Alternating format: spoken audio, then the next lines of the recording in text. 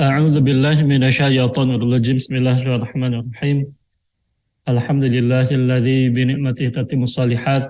Alhamdulillahilladzi arsala rasulahu bil huda wa dinil haqqi liyudhhira 'ala dini kullihi walau karihal kafirun.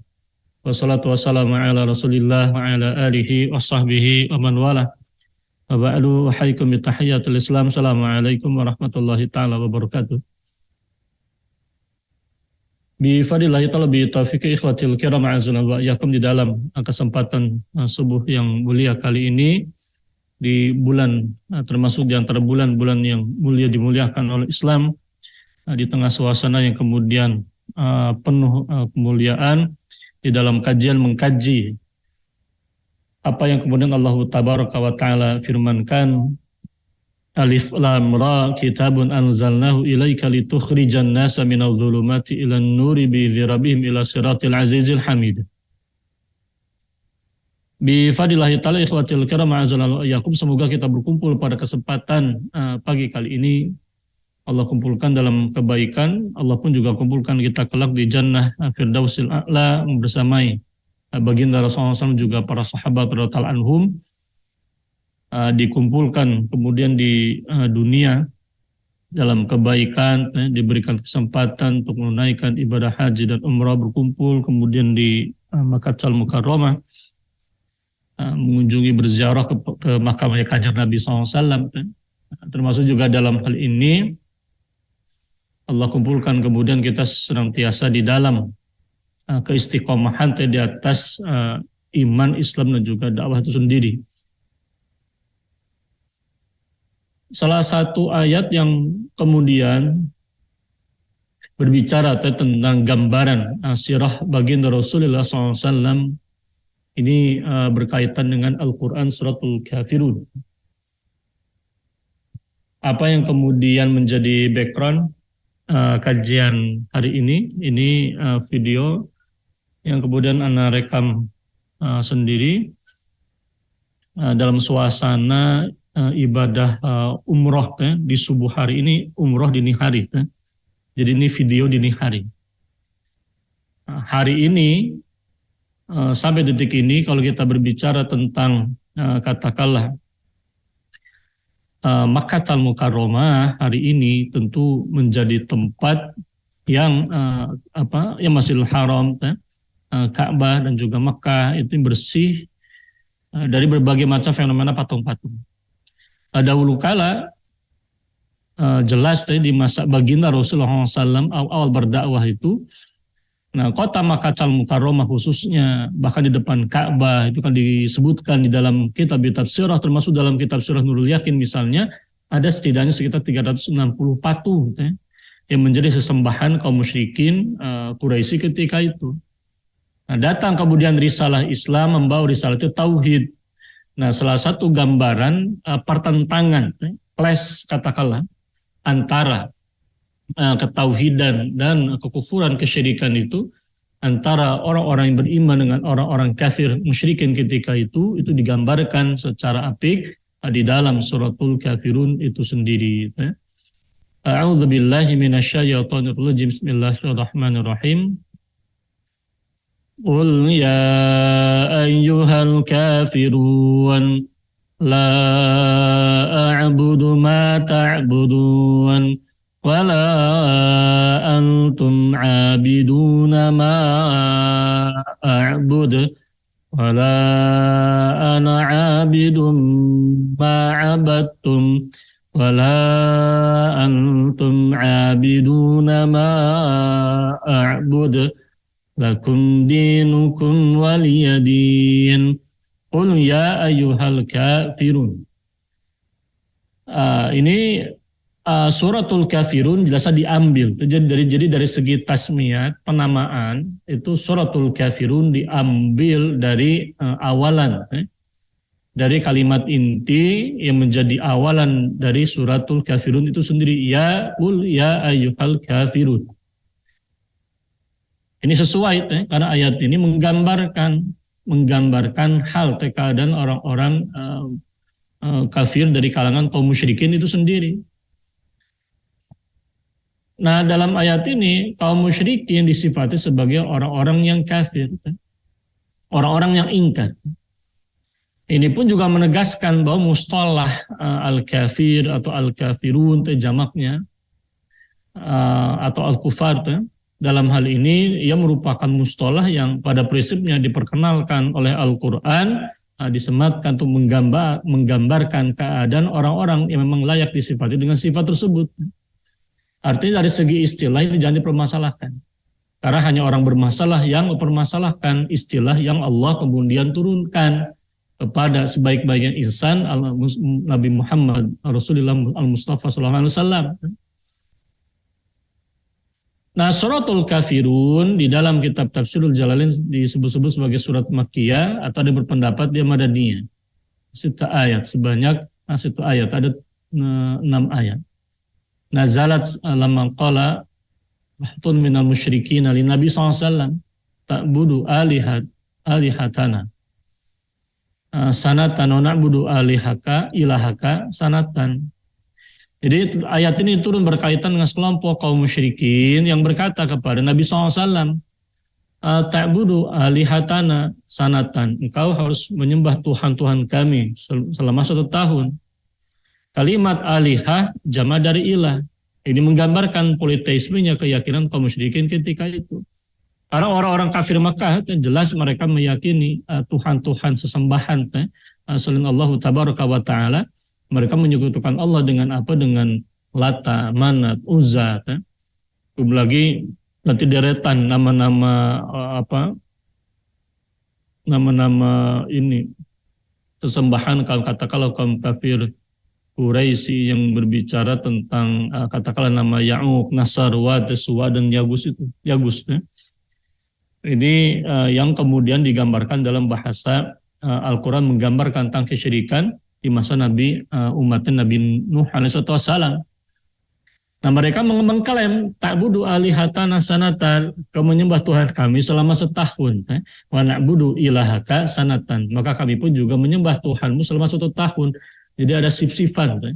Jadi kalau misalnya zaman sekarang ada model kerja di pabrik sif-sifan, ini mah nyembah Tuhan sif-sifan. Setahun jadi muslim, setahun jadi musyrik. Waliyadzubillah. Nah, model penggambaran semacam ini yang kemudian melibas batas-batas ketauhidan jelas pada hakikatnya merupakan kekufuran. Lalu bagaimana mungkin orang mau menyembah Tuhan-Tuhan sesembahan kaum musyrikin ini? Waliyadzubillah. Nah, ketika kemudian mereka mengajak, jadi mengajak baginda Rasulullah SAW melakukan perbuatan aneh semacam ini. Maka turunlah kemudian ayat, qul katakanlah wahai Muhammad, ya ayyuhal kafirun, wahai orang-orang yang kafir. Wahai orang-orang yang kafir. Wahai orang-orang yang jamak kafir itu. Wahai orang-orang yang kafir, kalimat ini diucapkan langsung oleh baginda Rasulullah SAW di depan hidung-hidungnya mereka. Ini perintah dari Allah. Jadi kalau misal kita tanya apa istilah yang digunakan oleh baginda Rasul untuk menyikapi kaum musyrikin yang bisa dikatakan niradab ini, orang-orang yang kemudian berkata-kata tidak dengan akal sehatnya ini, itu diperintahkan oleh Allah agar kanjeng Nabi Muhammad SAW mengucapkan kalimat ya ayyuhal kafirun, wahai orang-orang yang kafir, la a'budu fil hali, aku tidak akan menyembah, yakni baik hari ini ma ta'budun, apa yang kemudian kalian sembah minal asnami, ini berupa patung-patung sesembahan itu, wala antum abiduna fil hali, dan kalian pun juga tidak menjadi hamba fil hali hari ini ma'abudu dari apa yang aku sembah, yakni Allah yang aku sembah, wallahu ta'ala wahdah, dan dia adalah Allah ta'ala semata. Maka kalimat la a'budu ma ta'budun wala antum a'biduna ma a'bud, ini wala ana abidum fil istiqbali ma abattum, dan aku pun juga tidak akan pernah menjadi hamba fil istiqbal, ini di masa mendatang, ma abattum, kepada apa yang kalian sembah, yakni berupa patung-patung sendiri. wala antum abiduna ma a'bud. Wala antum abidun, dan tidak pula kalian menjadi hamba fil istiqbal, di masa mendatang, apa yang kemudian aku sembah. Ini alimallahu minhum annum la yu'minu. Nah, kalimat wala antum abiduna ma a'bud ini penafian. Penafian apa? Penafian bahwa baik di masa sekarang maupun juga di masa mendatang, orang-orang yang kemudian disebut-sebut menjadi latar dari turunnya suratul kafirun itu, yang kemudian menawarkan setahun iman setahun kufur kepada baginda SAW itu, ini dipastikan mereka tidak akan pernah menjadi orang yang beriman. Karena kalimat wala antum abiduna ma a'bud ini menunjukkan makna istiqbal. Allah mengetahui di antara mereka bahwasanya mereka tidak akan pernah beriman. Wa itlaqu ma 'alallahi 'ala jihatil muqabalah, di mana lafal ma di dalam dua ayat ini, ma a'budu wala ana abidum ma abattum wala antum abiduna ma a'bud. Ada kalimat ma ta'budun, ma a'budu, ma abattum. Ini ma a'budu, huruf ma di sana menggambarkan bahwa apa yang disembah oleh Kanjeng Nabi Muhammad SAW, yakni Allah, tidak sama seperti apa yang kemudian disembah oleh orang-orang kafir Quraisy ketika itu sendiri, orang-orang musyrikin itu. Jadi ada dua lafal ma di sana ala jihatil muqabalah, bertolak belakang. Nah, lakum dinukum ayat asyirk, bagi kalian din kalian, ini din kesyirikan, waliyadin, dan bagiku ya agamaku, yakni al-Islam. Nah, prinsip lakum dinukum waliyadin ini menunjukkan bahwa tidak ada kompromi dalam perkara ketauhidan. Lebih jauh lagi, tidak ada kompromi dalam perkara-perkara usul, perkara-perkara yang kemudian disepakati, dalam perkara-perkara yang kemudian jelas menjadi bagian dari ajaran Islam itu sendiri. Yang namanya sholat hukumnya fardu. Tidak ada ceritanya kemudian orang dikompromikan, misalnya sholatnya setahun ini full 5 kali dalam sehari semalam itu, 5 kefarduan sholat fardu itu. Tahun mendatang tidak sholat, melainkan diganti misal dengan memberikan sesajen kepada patung-patung. Waliyadzubillah, tidak bisa. Karena bagi seorang muslim itu, ingat ikhwatul kiram ma'azanallahu wa iyyakum, perkara agama itu perkara prinsip. Prinsip ini menunjukkan seorang mukmin dalam suratul kafir ini mengajarkan seorang muslim itu harus punya prinsip. Jadi bukan orang yang kemudian bisa terbawa arus. Ketika arusnya katakanlah membawa seseorang ke arah utara, maka dia pergi ke utara. Ketika harusnya ke selatan, maka dia ikut ke selatan. Ketika ke timur, dia ke timur, ke barat, ke barat. Tidak begitu. Seorang muslim itu tidak bisa menjadi orang yang katakanlah dia masuk ke aliran sungai. Kalau terbawa ke comberan, dia ke comberan. Waliyadzubillah, tidak. Kalau kebawa ke lautan, dia ke lautan, celaka, binasa. Dalam Islam itu seorang mukmin muslim diajarkan memiliki prinsip. Tidak galau, tidak gamang, tidak ragu. Seorang muslim diajarkan dalam ayat ini berpegang teguh terhadap agama. Ini menunjukkan Islam itu agama yang melahirkan konsep komitmen, konsisten, melahirkan konsep orang yang punya prinsip dalam hidup, tidak galau. Ini karakternya jelas. Ini menunjukkan seorang muslim itu seseorang yang berkarakter. Karakternya sesuai dengan karakter yang Allah sifati di dalam katakanlah ayat-ayat Al-Quran, termasuk dalam suratul kafirun ini. Ini menunjukkan apa? Menunjukkan prinsip di dalam kehidupan. Wa hadza qabla an yu'maru bil harbi.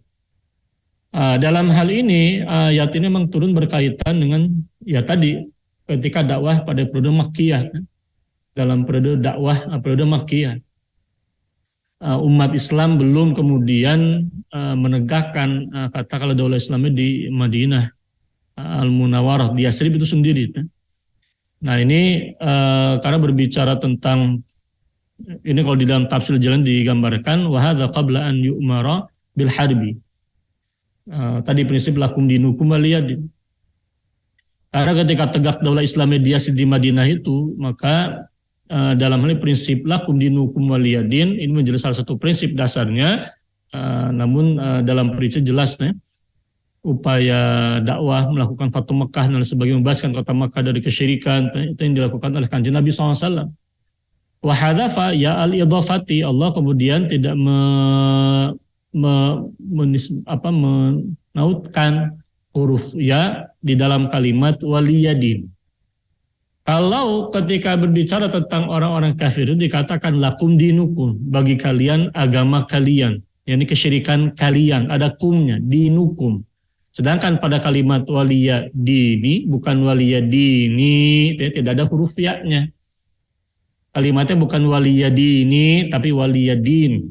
Din tanpa kemudian ada dinukum seperti lafal lakum dinukum.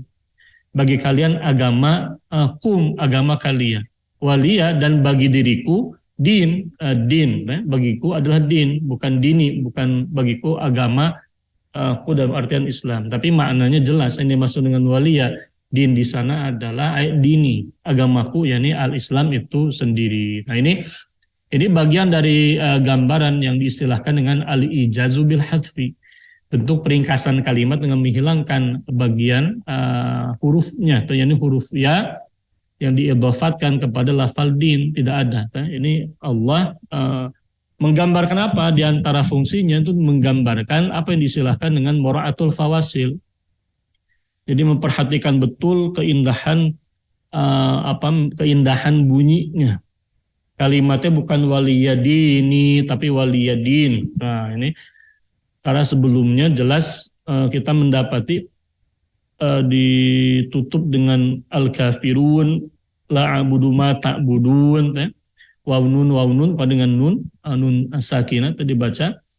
Ketika kemudian kita bacakan secara waqaf taqul ya ayyuhal kafirun la a'budu ma ta'budun wala antum 'abiduna ma a'bud wala ana 'abidum ma 'abadtum wala antum 'abiduna ma a'bud lakum dinukum waliyadin. Ini menimbulkan keindahan bunyi. Dan ini bagian dari apa? Gambaran dari kemukjizatan keindahan Al-Quran, badiahnya Al-Quran itu sendiri. Ini dibahas di dalam teori-teori ilmu badi, Innal muhassinat, termasuk hal-hal yang percantik keindahan bahasa Quran, dan itu tidak tertandingi. Wa hadza yal idhafati as-sab'atu waqfan wa wasalan. Dalam hal ini 7 qiraat, dalam hal ini ya, memang 7 qiraat ini menegaskan tidak ada kemudian ya idhofah pada kalimat waliyadin, bukan waliyadini. Itu 7 qiraat baik secara waqaf maupun juga wasal, baik dengan cara dibaca waqaf berhenti ataupun juga wasal bersambung, itu tidak ada ya idhofahnya. Wa sabataha Ya'qub fil halaini, meskipun ada kemudian Imam Ya'qub yang kemudian menisbatkan dua keadaan itu. Ulah alam bisawab. Ini dalam perincian-perincian babul qiraat tidak kita bahas. Nah, tapi intinya adalah kita mendapati waliyadin ini yang qiraat mutabatirah, dan ini kemudian kita adopsi. Nah, gambarannya jelas. Di dalam kitab Safatu Tafasir digambarkan, ini Al-Allamah Asy-Syaikh Muhammad Al-Asabuni. Di sini ditegaskan bahwa suratul kafirun itu merupakan makkiyah. Di sini para ulama ketika menyebutkan suratul al-kafirun tidak dalam bentuk mudhofun ilahi, kalimatnya bukan suratul kafirin misalnya. Karena ini kembali kepada tadi yang Ana sebutkan, ini lebih kepada tasmiyat. Jadi surah namanya apa? Al-kafirun. Jadi al-kafirun di sana karena diambil dari kalimat qul ya ayyuhal kafirun. Katakanlah Muhammad, wahai orang-orang yang kafir. Nah, ini menggambarkan surat tauhid, surat yang menggambarkan ketauhidan, baro'ah, berlepas diri, minasyirki wad dhalal, dari kesyirikan dan kesesatan. Tidak ada ceritanya kita berbicara tentang katakanlah ini kan ajaran nenek moyang, ajaran nenek moyang di tengah-tengah kafir Quraisy, maka hormatilah untuk saling menyembah dan sebagainya. Tidak. Karena di dalam Islam prinsip pluralisme, prinsip wahdatul adyan, prinsip multikulturalisme itu kan bukan ajaran-ajaran Islam. Di sini tidak lagi bicara tentang mau dia ajaran nenek moyang dan sebagainya. Terlebih kita meyakini begini, karena kan seringkali menjelaskan, karena seringkali tegaskan. Framing yang dibuat oleh sebagian orang bahwa kesyirikan atau tradisi-tradisi jahiliyah, hal-hal yang melanggar akidah dan syariat Islam itu di negeri ini seringkali distempel, katakanlah ini merupakan kekayaan budaya atau misalnya tradisi nenek moyang dan sebagainya. Nah, perlu kami ingatkan, alam semesta ini kan ciptaan Allah Tabaraka wa Ta'ala. Allah yang menciptakan. Maka dalam Al-Quran digambarkan Allah yang menciptakan aba'akum, bapak-bapak nenek moyang kalian. Dan juga menciptakan kalian. Itu untuk mengingatkan, jadi mau nenek moyang siapapun itu namanya, mereka prinsipnya adalah makhluk ciptaan Allah yang wajib menyembah Allah Tabaraka wa Ta'ala. Kenapa kalau tegaskan, wa ma khalaqatul jinna wal insa illa liya'budun. Dan tidaklah aku, kata Allah, menciptakan jin dan manusia, melainkan agar mereka menyembahku. Yang dimaksud dengan al-ins di sana itu alif lam yang menunjukkan cakupan bangsa manusia, menunjukkan jenis bangsa manusia secara keseluruhan. Dalam teori bahasa Arab dia cakupannya tidak lagi melihat katakanlah dia nenek moyang, kakek moyang, kakek buyut moyang, apalah istilahnya, tetap mereka semua dalam makhluk ciptaan Allah yang lemah dan wajib menyembah Allah Tabaraka wa Ta'ala. Tidak ada ceritanya kemudian kita mengabaikan prinsip-prinsip keyakinan, prinsip-prinsip beragama. Allah yang menciptakan kita hanya dengan stempel ini merupakan tradisi nenek moyang, tidak ada nilainya. Bagi seorang mukmin muslim tidak ada nilainya. Tidak ada nilainya. Karena nilai kebaikan itu bukan ada pada hal yang melanggar akidah dan syariat Islam, melainkan ada pada ajaran Allah Subhanahu wa Ta'ala. Nah, suratul Kafirun mengajarkan prinsip tadi ketauhidan, mengajarkan prinsip wala, loyal kepada tauhid, kepada akidah, kepada Islam, dan juga baro'ah, berlepas diri dari kesyirikan, kesesatan. Faqad da'al musyrikuna Rasulullah SAW ilal muhadana, di mana kaum musyrikin mengajak Nabi SAW untuk kompromi. Watolabu minhu an ya'buda alihatan sanatan. Mereka meminta kepada baginda tadi untuk menyembah Tuhan mereka selama setahun. Wa yabudu ilahahu sanatan. Lalu mereka akan menyembah Tuhannya Nabi Muhammad SAW, yakni Allah Azza wa Jalla, selama setahun. Fanazalati surat. Maka turunlah surat ini yang kemudian memutus angan-angan kosongnya orang kafirin itu. Lalu memisahkan, menjadi pemisah antara dua golongan, antara orang yang beriman dengan hamba-hamba dari berhala-berhala itu sendiri. Dan ini menolak, menampik kepada orang-orang kafir itu pemikiran mereka yang rendah ini, baik sekarang maupun juga yang akan datang. Ini jelas menggambarkan prinsip ketauhidan. Maka bisa digambarkan, qul ya ayyuhal kafirun, qul ya Muhammad ya wal kufar alladzina yad'unaka ila ibadatil awthani wal ahjar. Jadi memang betul kalimat, karena lafal qul di sana kan dia khitab tujukan kepada baginda sallallahu. Artinya ucapan ini, kalimat ya ayyuhal kafirun sampai dengan waliyadin, ini Allah perintahkan agar diucapkan oleh kanjeng Nabi Muhammad SAW. Artinya istilah ini disebutkan dalam Al-Quran, dilafalkan oleh baginda SAW. Bayangkan. Jadi surat ini diperintahkan oleh Allah untuk diturunkan oleh Allah kepada kanjeng Nabi Muhammad SAW, khusus dalam artian dibaca oleh baginda SAW kepada orang-orang kafir musyrikin ketika itu, kepada mereka yang mengajak kompromi dalam prinsip agama. Tidak. Maka dalam la'abudu ma ta'budun, aku tidak akan pernah menyembah. A'budu menggambarkan fi'il mudhari. Nah, kalimat ya ayyuhal kafirun itu sendiri dalam prinsip balago dia menggambar apa? Litaubih, dia al-khitab bil wasfi. Jadi kalimat qul ya ayyuhal kafirun dalam perspektif balago Arabiyah dia menggambarkan al-khitabu bil wasfi. Jadi seruan dari Allah melalui lisan baginda SAW agar diucapkan oleh baginda SAW dengan penyifatan tertentu. Penyifatan apa? Penyifatan sifat kekafiran. Apa faedahnya? Litaubih wa tashni' ala ahli Makkah, sebagai bentuk celaan, penilaian buruk terhadap penduduk Makkah ketika itu yang mereka memang tadi menyembah berhala-berhala. La a'budu ma ta'budun, ay la a'budu hadil asnama wal awthana allati ta'budunaha.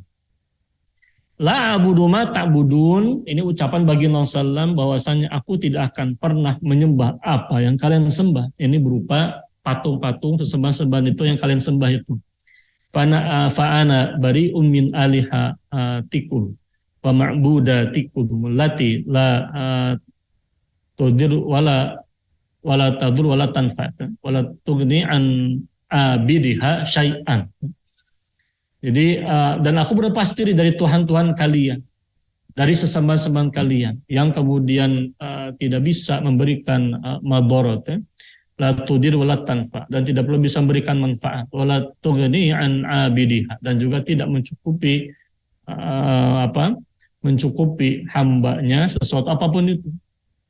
Karena apa yang kemudian mereka sembah ini kan benda mati yang tidak memberikan darar, memberikan manfaat, tidak memberikan sesuatu apapun itu, tidak mencukupkan sesuatu apapun itu, tidak memadaratkan, tidak bermanfaat, tidak mencukupkan bagi hamba sesuatu apapun itu. Nah, qala al-mufassiruna inna Quraisyan talabat min Rasul sallallahu alaihi wasallam an ya'budu alihatahum sanatan. Karena tadi perbuatan orang Quraisy itu agar kemudian bagi Musa menyembah tuhan-tuhan mereka selama setahun. Lalu mereka menyembah Allah selama setahun. Maka faqala ma'adzallah an nusyrika billahi syai'an faqalu. Nah, dalam hal ini jadi mereka mengajukan syarat kompromistis dalam prinsip-prinsip ketauhidan. Hari ini, nah prinsip-prinsip kompromistis ini memang tidak secara vulgar tanda petik mengajak katakanlah kaum muslimin, orang beriman untuk menyembah katakanlah tuhan-tuhan sesembahan orang-orang kafir itu, umat-umat di luar sana. Tapi dalam bentuk-bentuk yang kemudian lebih halus sifatnya. Sebagai contoh, lil asaf wal iyadzubillah, misalnya tadi orang diajak untuk memaklumi segala macam fenomena kesyirikan, fenomena kekufuran, untuk yang kemudian tampak ke permukaan di tengah masyarakat. Dalam Islam, segala macam bentuk kekufuran, kesyirikan itu pada prinsipnya di dalam Islam itu semua merupakan hal-hal yang bertentangan dengan prinsip-prinsip kebenaran juga kebaikan dunia dan akhirat.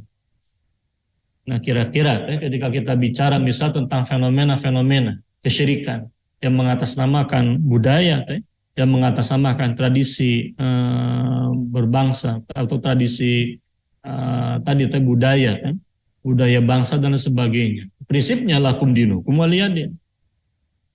Bagi mereka ya kesyirikan mereka, bagi kita ya agama kita. Dalam hal ini prinsip ini wajib dijadikan sebagai standar pemisah dulu. Bahwa kita tidak pada posisi kemudian mengagungkan apa yang mereka agungkan. Kita tidak pada posisi apalagi menyembah apa yang kemudian mereka sembah. Karena berbicara tentang penyembahan itu berbicara tentang pengagungan. Ketika orang kemudian mengagungkan sesuatu yang bertentangan dengan akidah dan syariat Allah Tabaraka wa Ta'ala, hati-hati, itu menjadi bagian dari beribadah kepada benda-benda itu sendiri. Tempat-tempat publik misalnya, nah ini yang kemudian seringkali Anda sampaikan. Kita berbicara tentang gunung misalnya. Gunung itu jelas dia menjadi tanda di antara tanda-tanda kekuasaan Allah Tabaraka wa Ta'ala. Afala yanzuruna ilal ibili kaifa khuliqat. Nah, itu kan Allah mengajak agar manusia berpikir tentang unta. Nah, bagaimana kemudian wa ilas sama kaifa rufi'as, wa ilal jibali kaifa nusibat, wa ilal ardi kaifa sutihat. Ada kalimat wa ilal jibali kaifa nusibat. Dan apakah kalimat afala yang zuruna, apakah mereka tidak menyaksikan? Ilal ibili. Jadi kalimat afala yang zuruna di sini dia kalimat awalan yang berlaku kepada setidaknya 3 perkara tadi. Kepada 4 perkara tadi, yakni ilal ibili, itu yang pertama, yang kedua ilas sama, yang ketiga ilal jibah, yang keempat ilal ardi, yakni kepada unta, binatang yang kemudian tampak terutama di depan pandangan masyarakat Arab.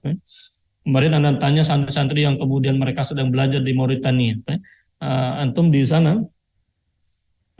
kurbannya apa? Kurbannya adalah unta, oh jadi kambing dan unta. Karena di Mauritania itu wilayah padang pasir itu kan itu geografisnya ya tadi lebih banyak padang pasirnya, ya sapi bisa dikatakan ya pasti repot hidup di sana. Karena sapi sangat tergantung dengan rumputan. Lah di sana kebanyakan kaktus. Kalau unta itu bisa makan kaktus, bayangkan. Bahkan mereka cerita itu unta itu mereka terbiasa, mereka menyaksikan sendiri unta memakan pohon pepohonan yang dedaunannya berduri. Jadi makanannya unta itu makanan daun plus duri, bayangkan. Tapi mereka tidak terluka sedikit pun. Nah, itu kan diantara apa? Tanda-tanda kekuasaan Allah. Maka Allah ingatkan, afala yang zuruna ilal ibili kaifa khuliqat, dan seruan ini ditujukan kepada orang-orang kafir, terutama orang-orang kafir Quraisy ketika itu. Apakah mereka orang-orang kafir itu, termasuk terutama kafir musyrikin Mekah ketika itu, tidak menyaksikan bagaimana unta itu diciptakan? Wa ila sama kaifa rufi'at, bagaimana kemudian langit ditinggikan tanpa tiang. Wa ilal jibali, dan kepada jibal itu. Kenapa? Karena memang yang tampak dalam pandangan mata manusia ketika itu memang ada jibal. Dan kota Mekah jelas sama dikelilingi. Di sepanjang perjalanan dari Mekah Madinah saja kan kita menyaksikan ya berbicara tentang jibal itu bukit-bukit itu.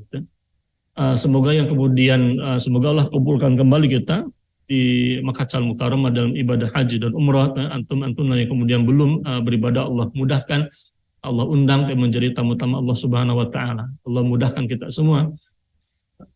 Di sekeliling kota Makkah itu memang dikelilingi dengan bukit-bukit, bukit-bukit bebatuan, pasir, bebatuan itu yang paling tampak, bebatuan hitam. Tapi jelasnya mah tadi wa ilal jibali, itu kan jamak kepada bukit-bukit gunung-gunung itu. Wa ilal jibali kaifa nusibat, wa ilal ardi kaifa sutiyat, dan bagaimana bumi itu dihamparkan. Ini bagaikan hamparan.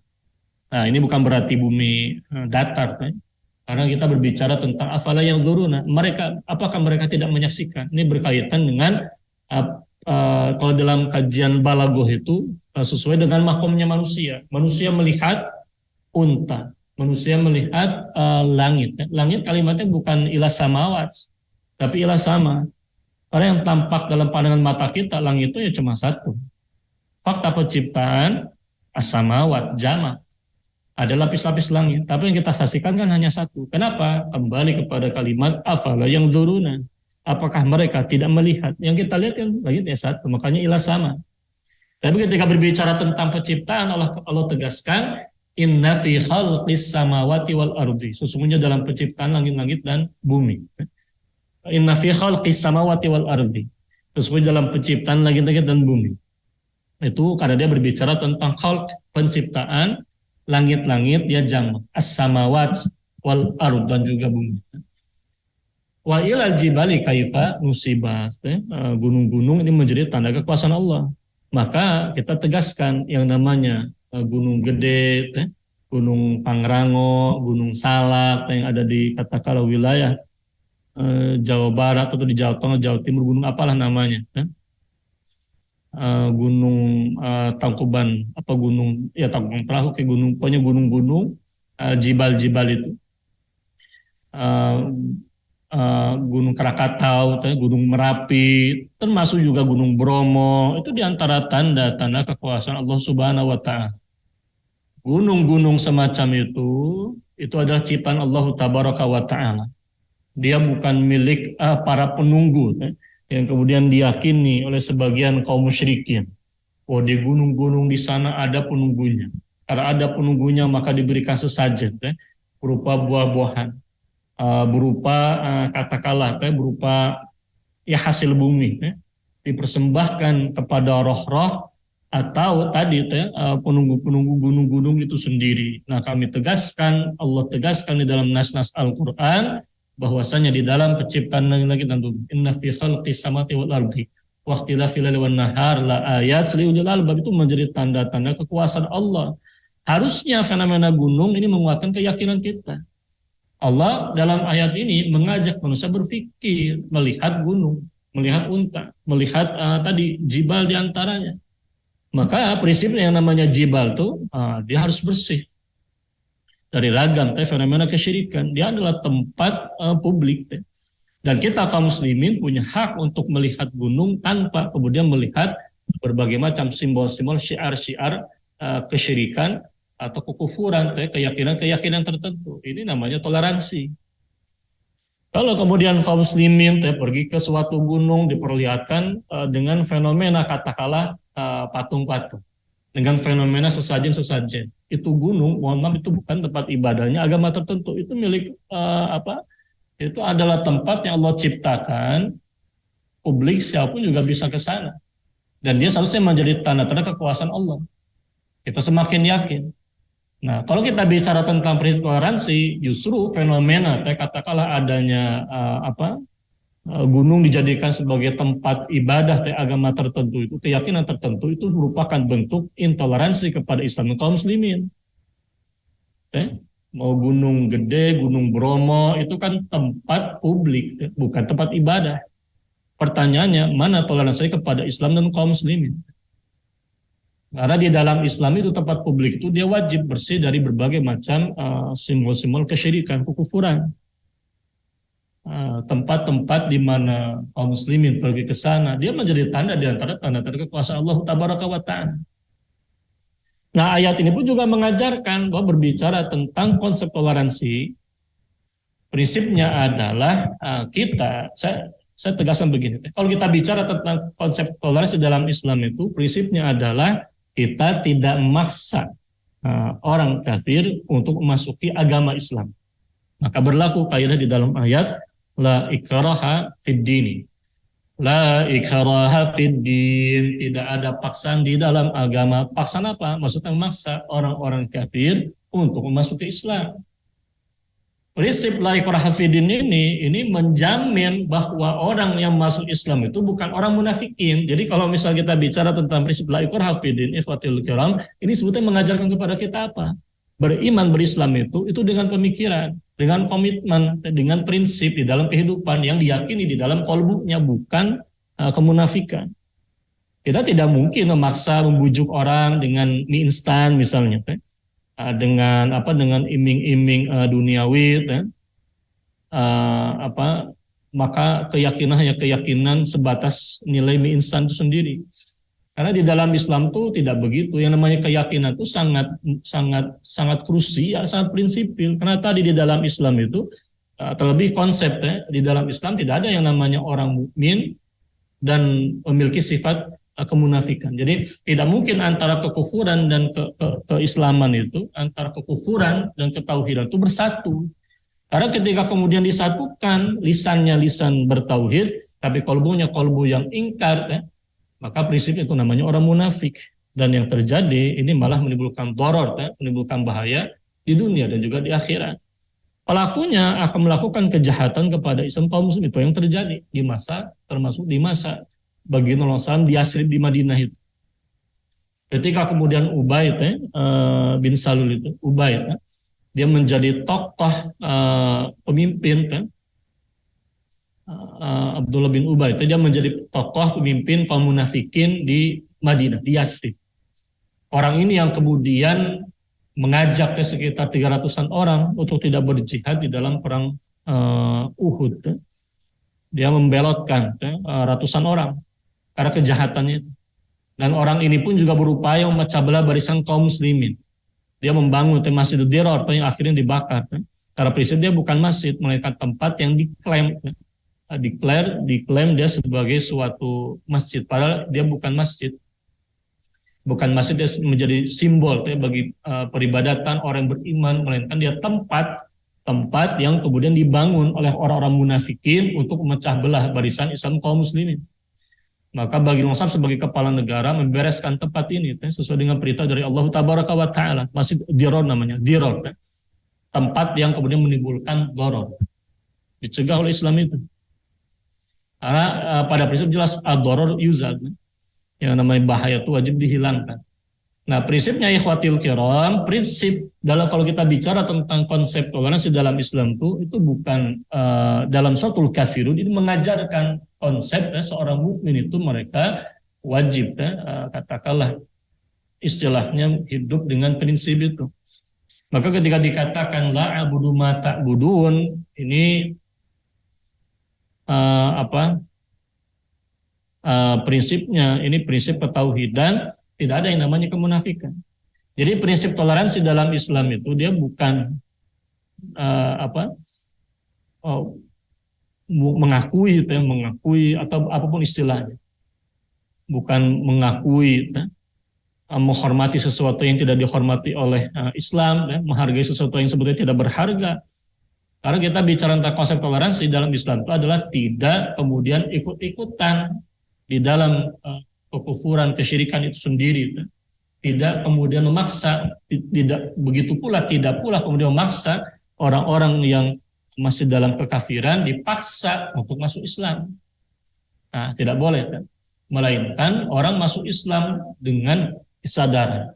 Ketika orang sudah masuk Islam dengan kesadaran, kemudian di perjalanan katakanlah dia murtad, meskipun nyaris tidak ada. Kan? Orang yang kemudian meyakini Islam dengan kesadaran lalu murtad ini, itu sangat-sangat langka. Karena mereka bisa mendapati akidah Islam itu akidah yang sangat rasional. Nah, kalau kita bicara tentang konsep ketuhanan misalnya, kita meyakini konsep ketuhanan dengan cara berpikir. Lah kita bayangkan, yang namanya Tuhan itu digambarkan dalam Islam itu dengan sepenuh kesempurnaan. Tidak mungkin kemudian yang namanya Tuhan itu sama seperti makhluk. Ini kan konsep yang sangat-sangat rasional. Karena kalau misalnya Tuhan sama dengan makhluk, bahkan makhluk digambarkan yang ada, katakanlah Tuhan Yesus sama itu digambarkan, bahkan tidak lebih tampan katakanlah daripada makhluknya itu sendiri.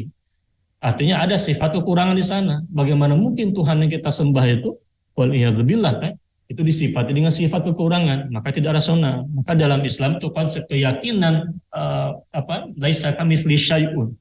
Allah tidak menyerupai sesuatu apapun. Jadi Allah memperkenalkan dirinya sendiri kepada kita, lalu kita berpikir, dan itu konsep yang paling rasional. Tuhan, konsep ketuhanan, di mana Tuhan digambarkan sebagai zat yang maha sempurna, maha tunggal, tiada duanya. Laisa kamitslihi syai'un, itu merupakan konsep yang sangat-sangat rasional.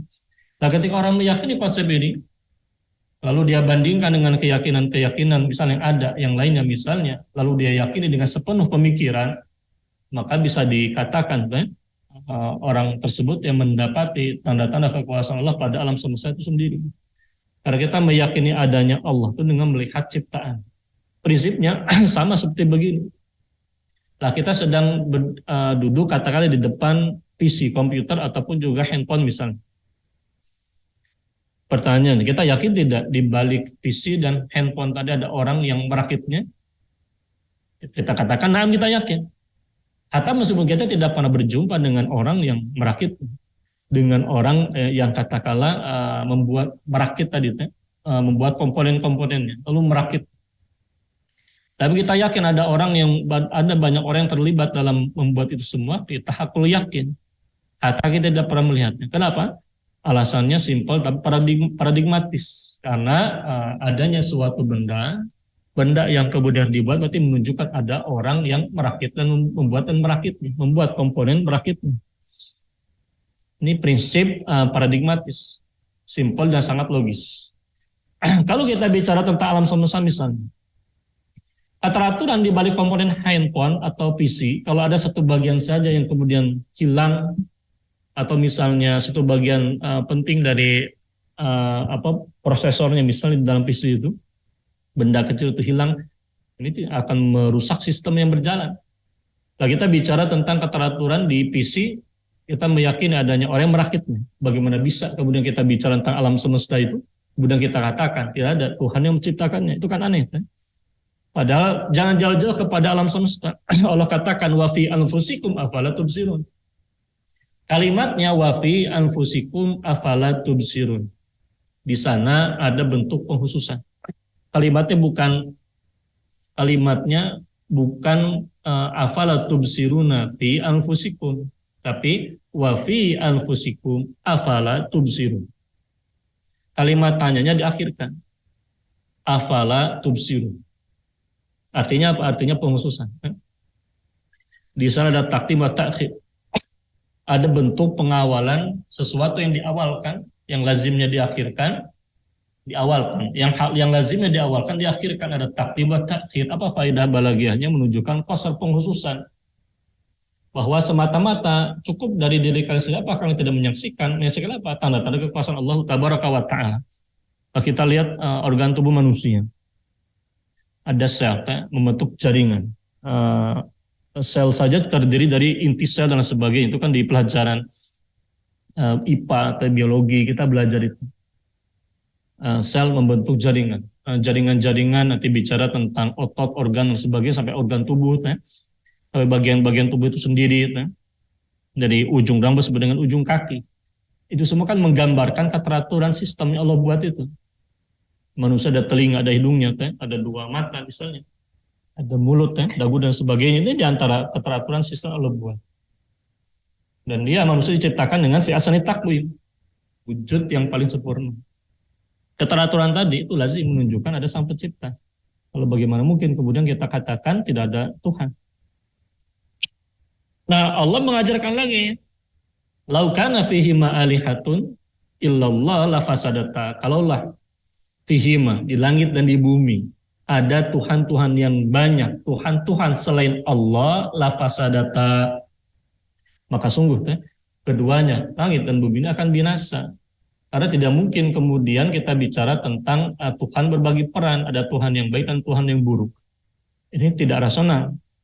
Karena kalau ada kemudian Tuhan yang baik dan buruk, ini ibarat timur dan barat. Yang satu ingin ke timur, satu ingin ke barat. Lalu siapa yang menang? Ini tidak rasional. Maka kita bicara tentang prinsip akidah Islam itu prinsip yang sangat rasional. Allah mengajak kita berpikir dalam ayat demikian itu konsep dalam Islam. Dalam ayat Al-Quran. Allah mengajak kita berpikir dalam ayatnya. Kalaulah kemudian di langit-langit ada Tuhan selain Allah, maka keduanya akan hancur. Karena berbicara tentang prinsip kepala rumah tangga, saya kan tidak mungkin ada dua kepala rumah tangga. Jangan jauh-jauh katakanlah ada antara dua suami dan satu istri poliandri, bisa itu ya akan hancur. Tapi hatta ketika seorang istri katakanlah nusus berbuat durhaka kepada suaminya, itu kan menunjukkan al-murtafi minal ardi, dikatakan an-nasju, itu maknanya al-murtafi minal ardi, sesuatu yang meninggi di atas bumi, itu secara bahasa, di atas tanah, yang meninggi di atas tanah, namanya an-nasju, atau nusus itu sendiri. Nah, ketika berbicara tentang nusus, itu menggambarkan seorang istri yang tidak mau taat kepada suaminya, artinya dia mengganggu kawamahnya suami. Dia tidak kemudian pada posisi setara, dia tidak mau kemudian tunduk di bawah kawamahnya, pimpinannya suami. Artinya sebetulnya ketika seorang perempuan nusus, dia pada posisi meninggikan dirinya dalam arti seakan-akan katakanlah ada dua orang kepala keluarga dalam satu keluarga. Nah, ini konsep model begitu kan pasti akan merusak rumah tangga. Karena dengan adanya nusus itu otomatis rumah tangga itu akan hancur. Itu yang terjadi. Jadi dalam hal ini jangan jauh-jauh kita bicara tentang konsep dua suami, bahkan dalam rumah tangga kalau kemudian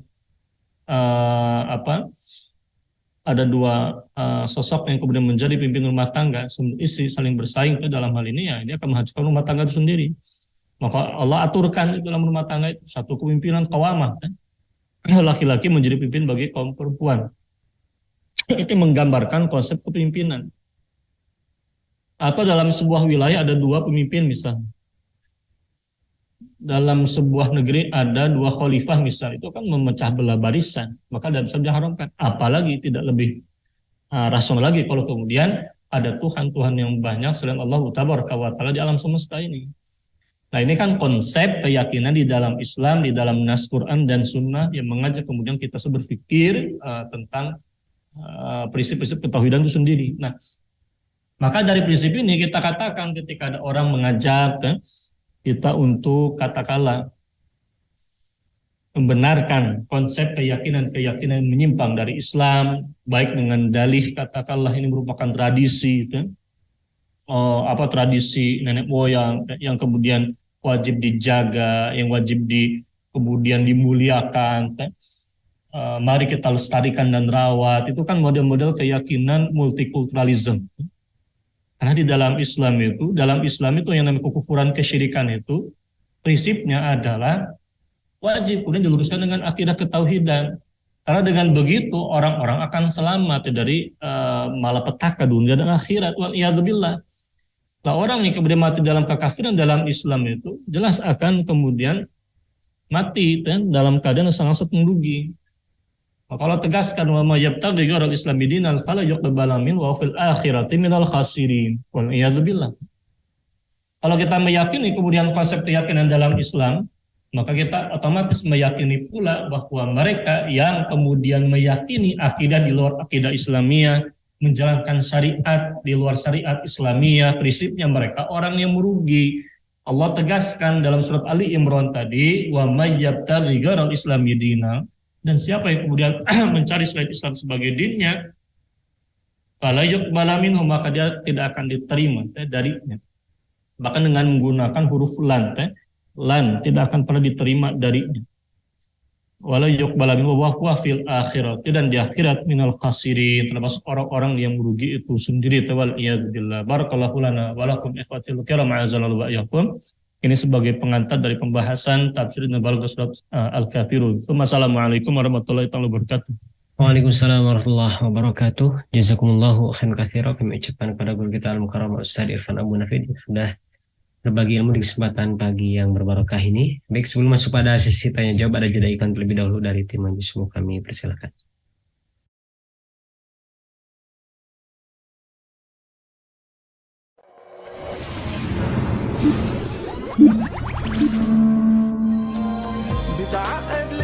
Ramadan memang telah usai, namun kebiasaan baik yang kita lakukan jangan ikut selesai. Setelah Idul Fitri kita lewati, Idul Adha sedang menanti. Yuk kita persiapkan ibadah kurban kita dari sekarang. Semakin cepat menyiapkan, semakin baik. Hingga kita yang masih mampu tidak alpa untuk berkurban. Dengan menyiapkan dari awal, sahabat bisa mendapatkan kebaikan kurban dengan penawaran yang lebih baik. Segera hubungi kontak kami. Berani untuk berkurban.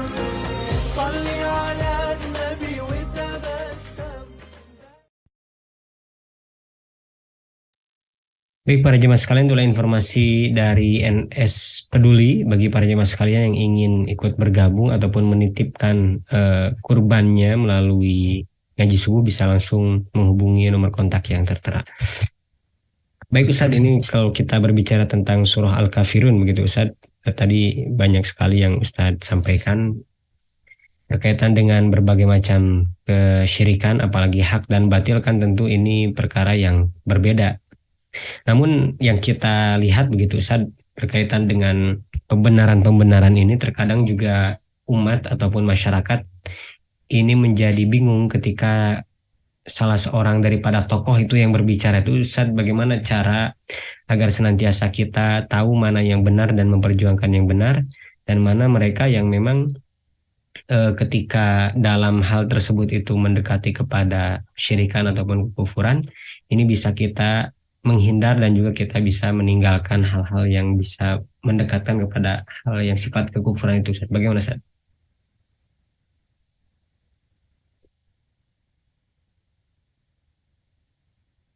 Bismillahirrahmanirrahim. Jadi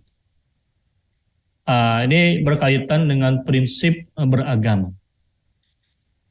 Prinsipnya di dalam Islam itu jumhurul ulama itu menegaskan keharaman taklid fil aqidah. Itu disebut oleh Profesor Dr.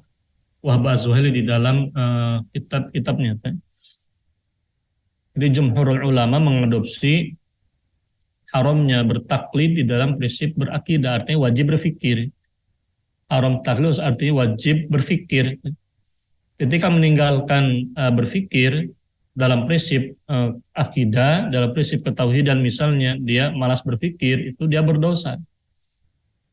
Ini di luar pembahasan berkaitan dengan sah atau tidaknya imannya orang yang muqallid. Karena satu sisi para ulama menegaskan sah keimanannya, terutama dalam pembahasan rinci-rinci dalam pembahasan akidah misalnya. Jadi pembahasan rinci. Tapi intinya kalau kita melihat konsep di dalam Islam itu memang jelas. Dalam hal ini Islam itu kan Al-Quran turun. Jadi ketika orang menyimak di dalam Al-Quran ayat-ayat inna fi khalqis samawati wal ardi wa ikhtilafil laili wan nahar, itu kan Allah mengajak mereka berpikir.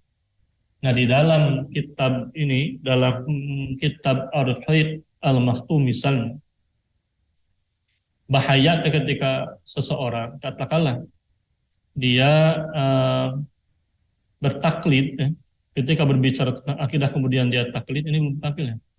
Ini dalam di dalam kitab Ar-Rahiq Al-Maktum itu digambarkan Dianatul Arab, agamanya bangsa Arab.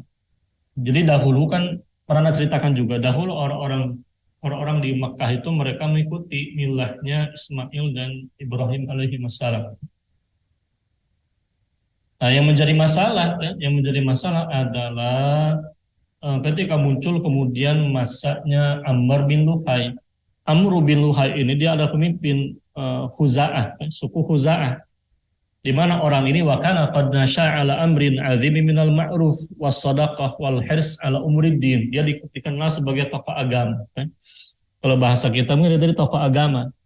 Wakana qad nasha'a ala amrin azimi minal ma'ruf was sadaqati wal hirsi ala umuriddin. Dia dikenal orang yang tumbuh mengurusi urusan-urusan besar berupa ya urusan yang mengandung sosial, urusan sosial kebaikan misalnya sedekah, punya perhatian terhadap urusan agama, fahabbahun nasu, di mana orang-orang mencintai orang ini. Siapa?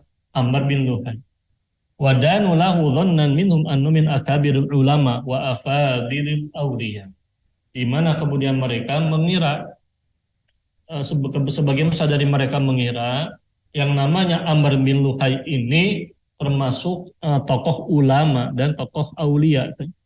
Thumma innahu, suatu hari dia pergi kemana? Ke negeri Syam. Thumma innahu safara ila Syam.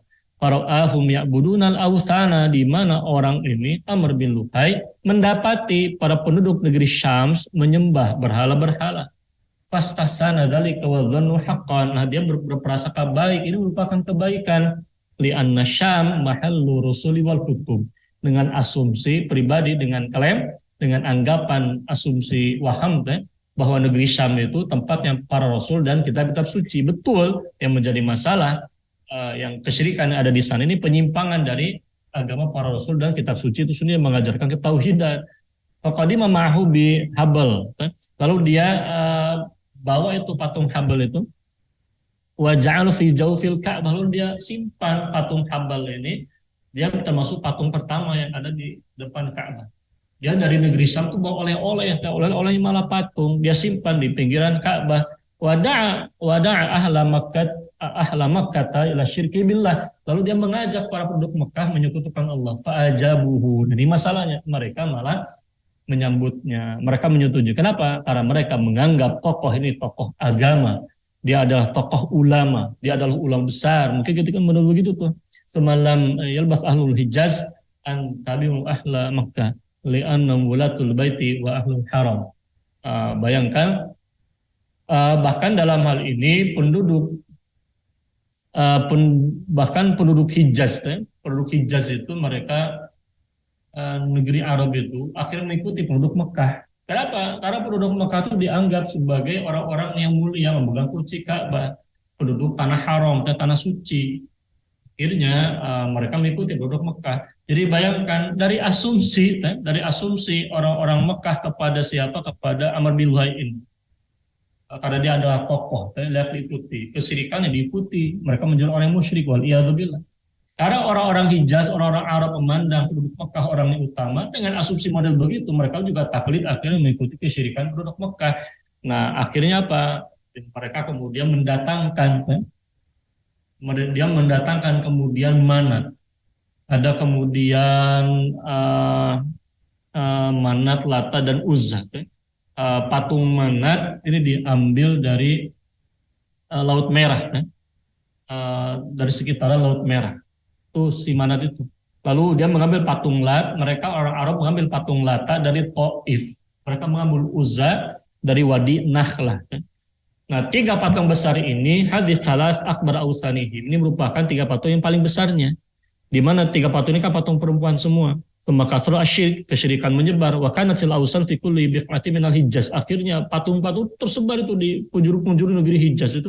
Penduduk Arab itu. Nah, disebut-sebut bahwasanya namanya Amr bin Luhai karena ro'i minal jinni, dia punya kawan dari setan golongan jin. Jadi dia punya asisten tuh. Jadi Amr bin Luhai itu punya asisten atau punya khodam, kalau bahasa sekarang mungkin tuh. Kalau bahasa sekarang ini orang punya khodam. Khodamnya di bahasa jin. Prinsipnya bukan jin yang jadi pelayan manusia, melainkan manusia jadi pelayannya setan. Waliyadzubillah.